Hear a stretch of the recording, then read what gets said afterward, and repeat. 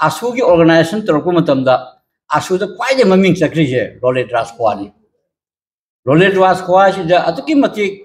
wangang bahai bakhone Rolet dari mi wangang da Rolet Raskwa mana change pham da ba adom pura mi sing je mana chat junga ta duri me adu organization na hongothone Arun Sharma MP o himni ko Dr. Arun Sharma magi matam duni koi silje da laga ASU sema mi ba ASU first unit ta koi manga advisor hoy koi omol convener ni adu sunai je ka amino ka do han ho wala budai koi matung ni job ko kaino ne adu mai na am su bi de su ko aji very limited no da wangang ba highway chakra wali horai kala di lei ra aina pamje di si de am su da wangang ba haiba taning ba history khangba asigumba ke quality jing ye am su gi mahiro jing de le henjaning ya Masih am tangai pun jumni ko. Param di event sagi koi presentation hai to degi. Ok ti gyan di jam lai ba wangang ba hai ta ba thak thak ni pa mi mang thora ga. Ki bu mayam ri na ko. Masih puna makse noi na hoje ki satu ori ni matam degi. Mafam da to program ja jaw dina ta du asigum debate competition je. To bi to hon ga dum ne. College khuding da mafam khuding da masih debate high school lagi ni chingmana hawra kadam. Asumai to ga di Aku nasi dum kangen ya, oh masih siapa jadi mau the talent yes. Nasa nasi dum kan itu aku dah mereka. Aduna aina masih jadi sih teramari manga memangda macam tu MSU ni thok tiri ko MSU angkut tadi. Kongba branch lagi ayo mau invite tahu bagi debate competition nama lagi, macam tu just wena bay, asyik deh. Kong bagi macam tu kau mereka, bagi dari orang mana.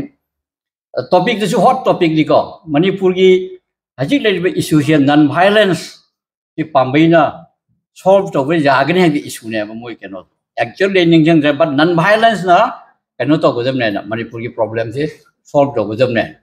Maruai na madu ki interpretation nongda manung ki pot dia. Atam to kali Manipur ki underground ilang ni ko. Ado pamgal dah pam madana isu pam mah kungkai muk jasar bermatung dan nongmi kafe. Adon de kafe no kanana kafe no hong de lain kai bini.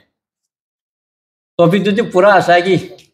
Manipur ki maduga nupi macam kai thangni ba mana ngang mo kung khai mo ngang mo minute ma second ma left ya sob ato ki mati fajan presentation daw ai fajan confuse we ai magi spirit mana pir ba data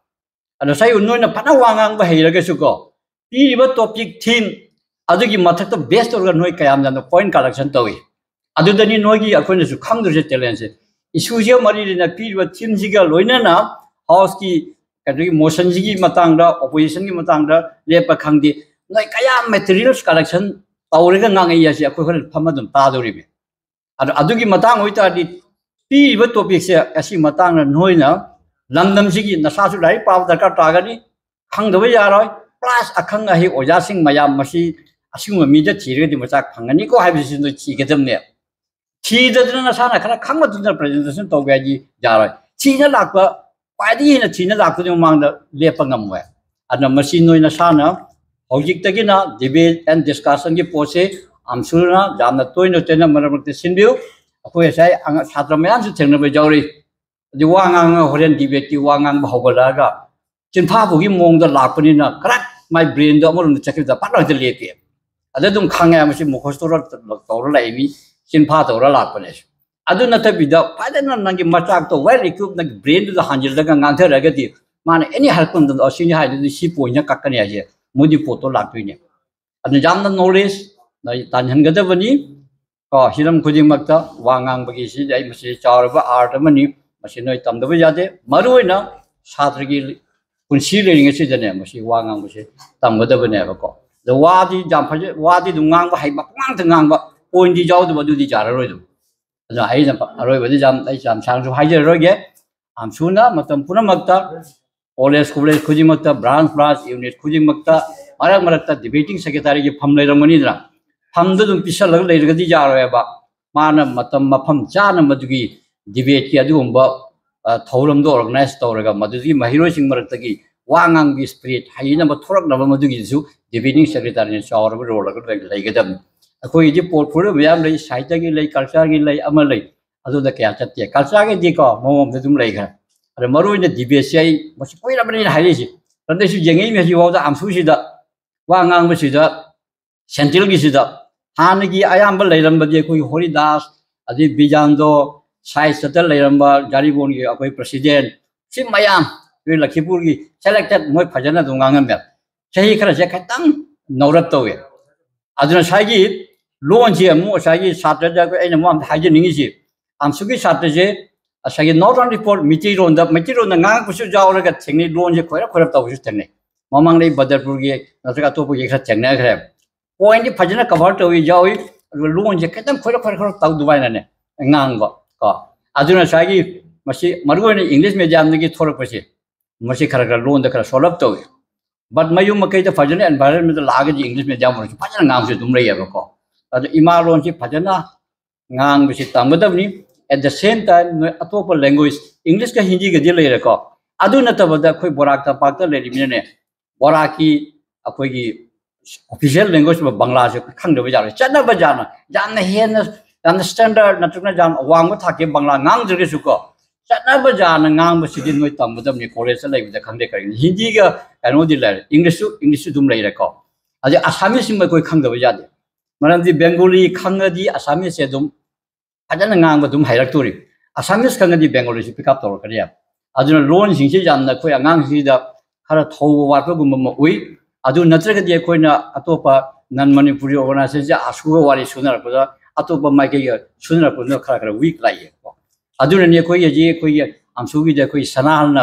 sona kan da pick up to wong mi se maram de ma sa khojai ma chani ada Assamese ma phajana khange khangmaduna akoina sai amsu de gi matam puna da koina phajana ji relationship moi ga Brahmapura village de leiba tribal natna to Assamese organization mayang ga ji satra ga akoi amsu gi samnalamina haji khoi ju khalli me ba kariumba akoi sanal jina potha khit par ga di ko ma on the at least hamma ka ke khoi khal ga pi lo ya asi marak si da noi ma gi sim makeup to no hona ga de natragadi sigi order kani moran students kanguna tai ahom na sangi to motam da Assamese no wangang ba highlight to degi khara la about the presentation highlight to degi isa the weakness feel to ya adi mata mi maram dai phajana English to pai ngang su Assamese no taning de Assamese no mi mamaron jo khara la about ngang to moi nu sine ada loan je ina sa sing da haining je yam the Bengali adi Assamese English Hindi the imarot si gi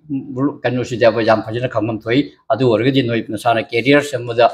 na tragna noi namana bising thengna matam da masi puna maki magi jumham platform si amsusi is the main kanu ne jumham mamane aba satru oringe si da noi wangang ba sakpa tamba ikai du kan to thoga da mi pala khara khara lan ni aba